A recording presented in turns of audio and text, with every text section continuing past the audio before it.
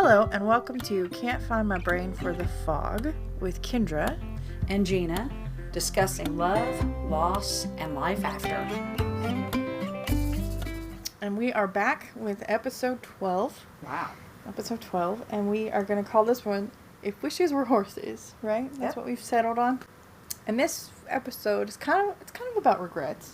Mm-hmm. Did you say that? Yeah. I think I brought that idea to you, and we probably have, I think what I call regret, maybe more things I wish we could have. Yeah. But I do have regrets, and you said you don't really have regrets. And we've talked about that a little bit, that like, I've never been one to, I guess it's not that, there are things I wish we could have done. That's the point I agree with you on, for sure. I don't necessarily give in to like, was I a good wife? Because I do think, I did the best I could in the situation. Could I have been a better wife? Probably. But I'm always one of those, you do the best you can with what you have. And I know that Jim loved me, and I loved him. And that be anything else is just the devil trying to play with your mind. Yeah. Well, that's kind of where I go. I think that's me. I'm a victim of comparison, because I look around at, I'm not a cook. I'm okay at cleaning. I'm a terrible organizer. I have to look back to and say, I know Tim loved me, and he knew I loved him. Mm-hmm. But I often find Satan telling me, well, you're not like this person. Look at this person. Look at that person. And I find myself regretting every little negative thing I ever would have ever said to make Tim feel sad. Yeah. Now, do I think he ever made me sad? If you tell me there's a marriage where one person didn't ever feel like the other person didn't understand them or take a little of advantage, if by all means that was not a regular thing, but there were times when I'm sure we made each other sad, and when I mean regret, I would never have wanted that man to ever hurt 1 minute. And I look back at my life now and think, oh my gosh, there were days where, I made him feel sad, and that breaks my heart now. And it broke my heart then too, but you're in the heat of the moment and you're kind of angry because he put the towel on the bed post and ate the paint off, or he would say, did you mean to roll the toilet paper all on the floor? Or, you just say things like that. And I think as I move on, sometimes move on through my grief process, I think I start to focus on those things. And that's what I mean by regret in a way. But there are some good things that we didn't get to do that I regret that we didn't get to do. And I'm not saying that I was perfect. I was absolutely not perfect. And Jim was absolutely not perfect. Because no marriage is 100% perfect all the time. But you just do the best you can. And at the end of the day, you remember that you love each other. And that's the key important thing, I think, to make a marriage successful. Is that you never forget how much you love each other and why you love each other. And that helps you get through the times where you don't like each other very much. True. Yeah. I've always heard it said that love is really not an emotion. Love is a choice. Yeah, love is a choice. You're not going to wake up every day and go, especially, you do things. We were old people. We got married old. And so two hard-headed, set-in-our-ways people. And so, I'm kind of really outgoing. Tim is an introvert. I say he's an extroverted introvert. But he was happy to sit at home and be quiet with just me. And, anyway, I regret that ever there was a word that I uttered that made him feel for 1 second bad. And I think that's natural. Like, I do think it's completely natural to think, sometimes I wish I hadn't have been so harsh about that thing. Like, I do think that that's natural. I think that's 100% natural. And I'm sure if I really think about it very much, I could probably come up with those examples myself. But you're good because you don't dwell on those. See, But I don't dwell on those. I think it's useless. To me, it's useless to dwell on that. In my mind, the only reason you should really ponder that for very long is to make yourself be better. Yeah. And if once you've pondered it and you realize, okay, I did wrong with that, and like you've rectified the situation to the best of your ability, then I don't think you need to hold on to that. Yeah. And I guess I need to, while I was in it, while he was here, we all, always asked forgiveness. I always, always offered forgiveness. I always asked for it. I never held a grudge, and it wasn't like, I got mad at him for days or, Right. I said one time, one of the girls that lived with us, she didn't talk to Tim for 4 days. One of our girls we fostered, and I finally had to say, you can't do this. And I'm thinking, I could never do that. I could never do that to Tim because he was too loving. And plus, he'd come in and probably, wiggle around with some comment or make me laugh. And I couldn't be mad for 5 seconds. But he would burst your angry. But I was never that person either, I don't think. Yeah, it's just just like I said. So the word I used was regret. But like I said, even more than what I regret making him feel bad, I'm learning in my mind to not say, I do wish that we could have done things together. Yes. We wanted to go to Scotland. Yeah. And COVID robbed us of that. He didn't get to go home and see his mom before he passed away, because the last time he was home was 2019, then COVID. And when they finally opened the borders, I begged him to go. I said, please go, even if it's for 10 days. Mm-hmm. And he goes, we were going to go in October. Well, October never came for him. And so I regret that I didn't just flat out say, you go. Yeah. Because if I flat out said it, I think he would have done it. But I let him make them, he talked me out of it. Right. So those are regrets. And I think that's what I mean. I Wishes. get that. I do get that. And I do think that sometimes that was always a concern of, like, did I encourage him to go visit his family enough? Like, I understand that concern. But I also know he was his own person. He's a very stubborn person.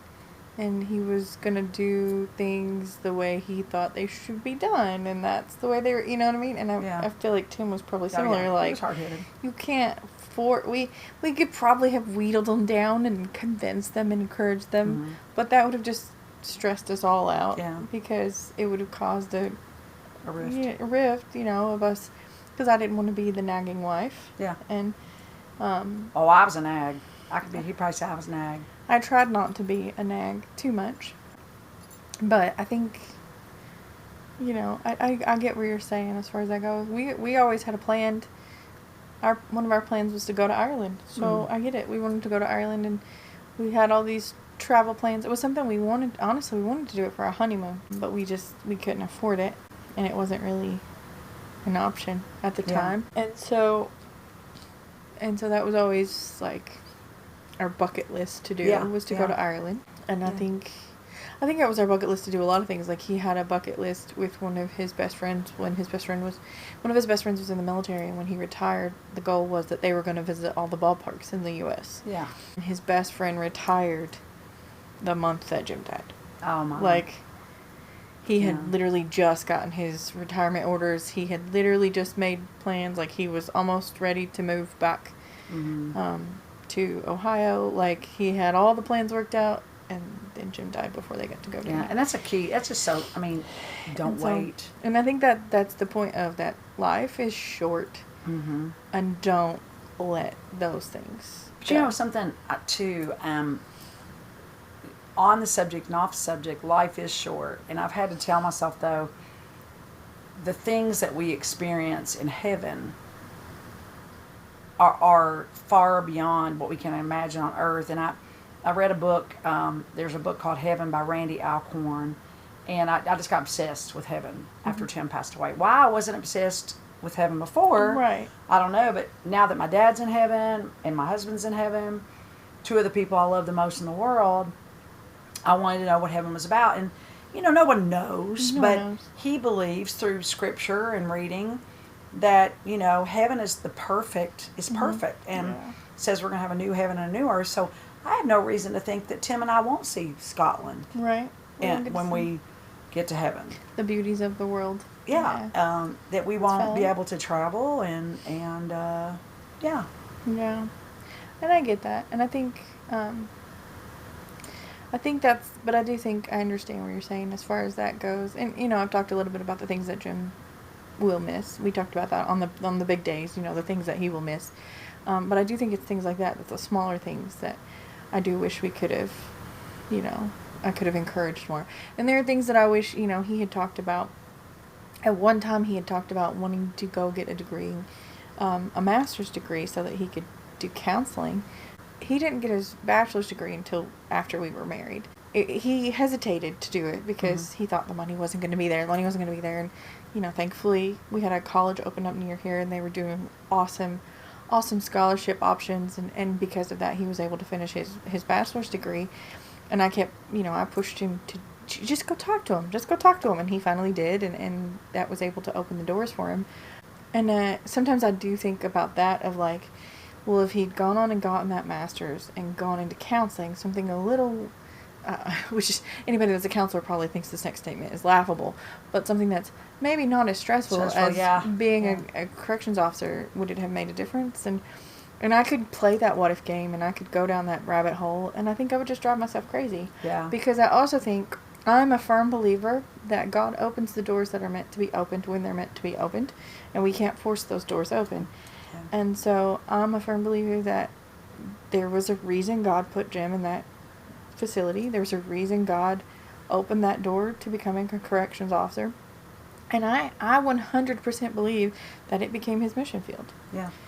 It may not have been the traditional pastoral, he may not have been standing behind a pulpit preaching, but I do think that, and maybe I'm just naive because, I don't think so. I don't know what really went on inside that prison, but I know my husband, and I feel like he continued to be a respectable man inside the prison. And I think he had a chance to, he would come home and tell me how he got a chance to talk to so-and-so today. Well, he wouldn't tell me names, obviously, but he would have a chance to talk to this guy while he was driving him 4 hours to be released, because they would have to transport them to the next prison, or they'd have to transport him to court or to the doctor. And he did that part. Like, he loved doing the transport because he got to go out and see the state, and he got to talk to these people one-on-one and, hear their stories and share his story. And so, when I start to go down that what if road, I remember these things that he told me of, like, what he got to do and how much he loved what he got to do. And while it wasn't what we had planned, I do think that God used it in a good way. I can see that. I think God, I look back at pictures of Tim with kids, and I'm still hearing stories about things that kids say that Mr. Tim told me that. Ladies first. Who told you that? Mr. Tim. Make good choices. Who told you that? Mr. Tim. Not necessarily deep theological things, right. But I know there have been people who said Tim made them feel powerful when they'd never felt that way before. Tim was always patient. He made everything fun. We talked about him going home. For him to go home, it was Australia. Yeah. So, it wasn't like you just picked up and bought a ticket tomorrow. Right. So it was something he had to plan. And he also had started a different education path that I don't regret. At the time, those days, I really thought he was making a mistake, because I thought if he'd gone into, was finishing his degree in special education, his master's, and I thought, like you, oh, that's going to be a less stressful, I don't know what I was thinking, but it would be a less physically stressful job for him. But I know that there's not a regret at all I have in what he chose to do as a profession, because I knew that he was making a difference in kids' lives. And I know now how much of a difference he made in kids' lives and adults' lives and my life. So I don't regret that. That's a good thing. But I'm like you. I know that Tim's mission field was that court, and his mission was loving. Right. Just loving kids. That was his thing. So. And I think that reminds me, like, one of my favorite things to remember is that, how we live, whatever life we end up living, whatever choices we make, whatever path we make, we are not an island to ourselves, right? And we impact everyone around us. And we don't even know it. A lot of times we don't have any clue the impact we've left on people until we get to the other side. And sometimes we may never know the impact. I'm sure he had, I can think of a few people that Tim probably thought really didn't think much of him.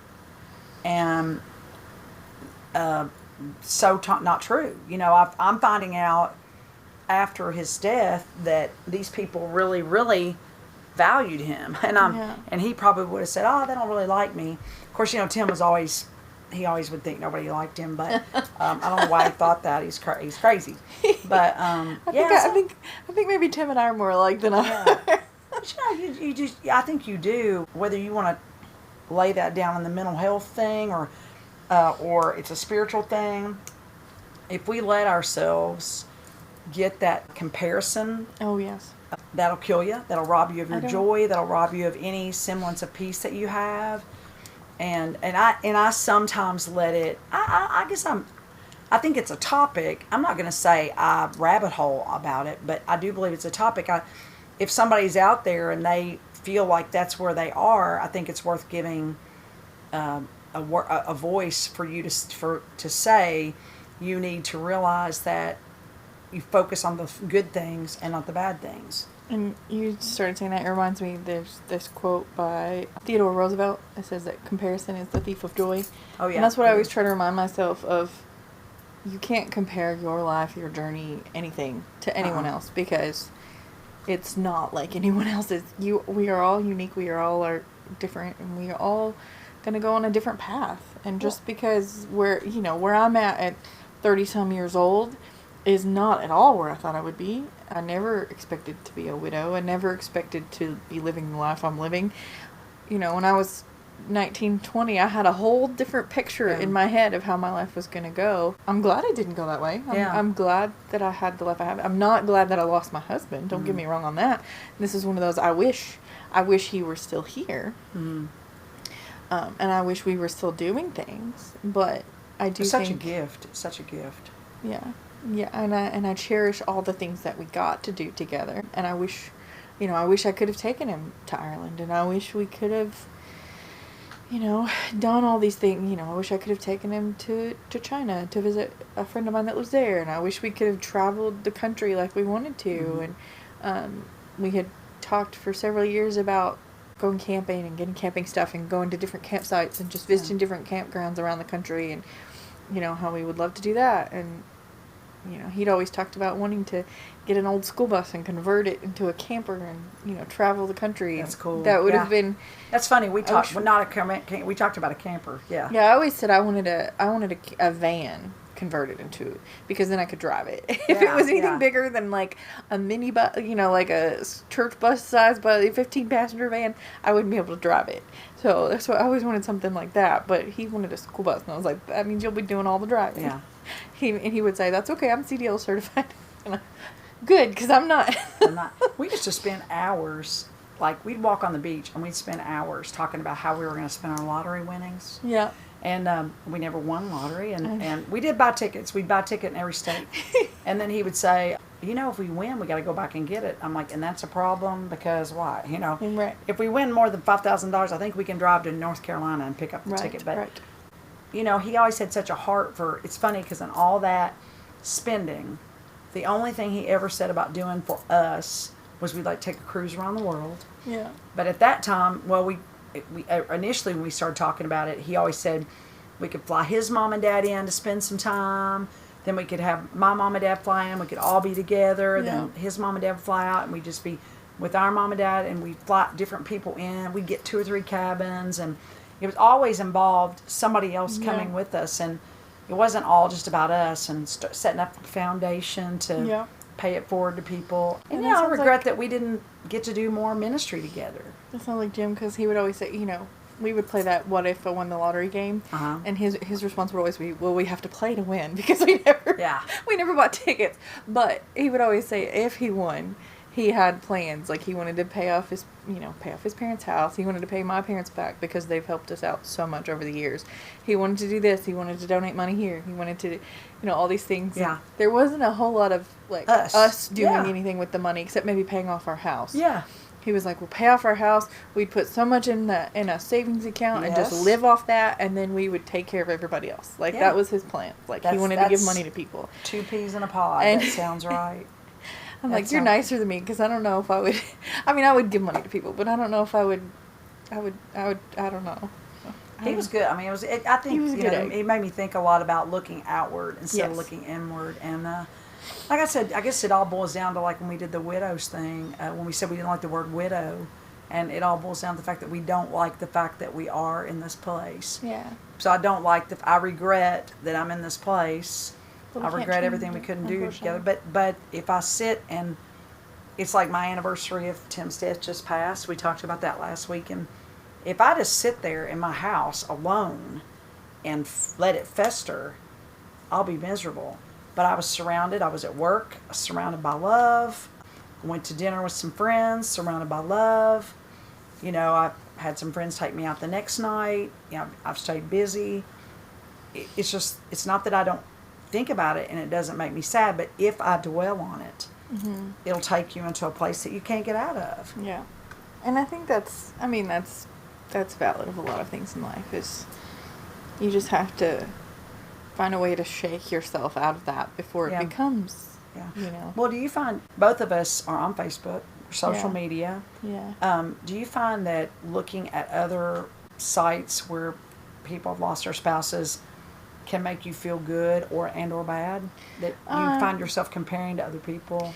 Well, I think so. Specifically talking about like the widow sites and stuff, in the grief sites. Well, there's a widower site I follow as well. I think that's the official sites like help. Like Michelle Baumgart's page helps. There's a guy called Gary Sturgis, I think is his last name. I follow him, and I think he has a lot of helpful stuff. There's a couple other people. Heather Wassell, I think is the last name. I follow her, and her stuff helps. But being in those widows groups, sometimes those are not helpful. I feel like some of them are very helpful, but sometimes in those groups, I feel like it gets a couple of different things happen. One of them is that it gets a little like my situation is worse than your situation. It gets a little bit of that going on. Like it's the reverse comparison. Reverse, like, I was gonna say I'm worse. You know, and people start, especially because I'm younger. You see a lot in those groups of older widows, and sometimes they're not as sympathetic to the younger widows because they're like, oh, well, you still have plenty of time. They pull out that line. Oh, yeah. Or I hear you can't compare your short time to my 50 years. Oh, no. And I've seen that on there too, and I'm like, that's not helpful for anybody. We're We're all grieving. Love. Yeah. We're all grieving. And I may have only had 10 years, but they were pretty awesome 10 years. Like, I think that was... So I think that sometimes happens, and then sometimes I think there's women that get in there, and it's like... I don't want to say they get in a funk, because everybody grieves differently, and I can't judge anybody's grief process. But I do think that they're resistant to anyone trying to help them. It could be. I've seen that. And they're resistant to any of the things, and they just kind of sit in their grief without, that outward look, like you were talking about, trying to look outward. Because I do think, in no matter what situation you've got going on, whether it's a grief situation, whether it's, just personal, some kind of personal issue, that looking in and focusing on the thing, whatever the thing is, makes it worse than looking out. Because if you remember looking out, it kind of helps you gain perspective, and it helps you remember that there's more to the world than what's just hurting you, and that you can get help from other people. Well, that kind of brings up something we said we weren't going to slam, but it is in both of us to be people of faith. And, I see sites where people will say, now don't say Jesus, don't say God, don't say this. I'm struggling with this, so don't say this. And I want to say, that's all I can say, because without God, without Jesus in my heart, I would not be surviving today. Right. If I thought that I hadn't shared Jesus with Tim, if I thought Tim wasn't in heaven today, I would not be. I could not find joy. I think that gives us a lot of peace too, and I think that and maybe that's part of the perspective thing too, of because we both believe we'll see them again, so that makes us feel better. Now somebody may say, well, you guys are stupid or foolish, and that isn't real, blah blah blah, and you know what? I don't know. Maybe I'm wrong. Maybe you're right. Maybe it's not real. But what I know is it brings me comfort, and it doesn't hurt you for me. And we've talked about that. You and I've talked about what what does it hurt us to believe what we believe about heaven. I mean, I believe it with my whole heart that I'll see Tim again. I do too. I don't know that I'll live with him in a house. I'm hoping I do. We don't know how it works when you get there. But I don't know. I don't know if we'll live in the same neighborhood. Hopefully I'll get a mansion. You know, I don't know. No. But however it works, it helps me feel good to know that. But I also know that if it weren't for my friends that are faithful, like you reminded me not to get my head wrapped up in regret, or other people. My cousin always says, I'll say, oh, sometimes I could be so mean. And she'd say, well, next time you think that, call me up and I'll tell you, I saw sometimes he was mean to you. And not mean, but, you know, we just... Right. You just we need that get irritated and irritated with each other sometimes. Well, and that's normal in relationships. Yeah. Like I said, sometimes, you know, you don't always like people. Yeah. You just have to remember why you love them when you don't always like them. It's a really good day when you both like them and love them. Yeah. That's a good day. And most every day I did like and love. And I admired my husband. I looked at things he did. I would listen to stories and think, how can you possibly have done all that in your life? Right. And it was so awesome. But I'll say this. I don't think he had any regrets. I think he had maybe one or two regrets in his life. One of them was he went skiing with his dad one time and when he was 15 and spent the whole time on the ski slopes with a friend. And so last time he and his dad really went on a trip together, and you know, now his dad's gone. He moved up and moved out and moved away, and he regretted that for the rest of his life. And he shared that with so many people, and I've heard people come back to me and say, yeah, he shared that story about his dad. And I'd say that's probably the only regret he had in his life. Aside from not marrying me when he first met me. I say I regret that too, but we wouldn't be the people we are. Right. But yeah, I guess so. I guess that's my regret story. I don't doubt that Jim had some regrets. It's his He story had to not. tell. Well, yeah, and that's his story to tell, and he wasn't always the man I knew him to be. Maybe wasn't always the man that he was. Because I think that we change as we grow. Like, there's this line from this TV show that I like. It's How I Met Your Mother. There's a line in one of the episodes where it talks about, they're talking about doppelgangers. I don't know if you know. Doppelgangers are, you know, they're supposed to be, they're lookalikes. Yeah. They're all trying to find their own doppelgangers in this show. Like, there's a whole running theme for this season where they're trying to find doppelgangers. And then there's this quote at one of them where it talks about how we all become doppelgangers of ourselves eventually. Like, and, you know, you look back in life and you are not the person that you were. Mm-hmm.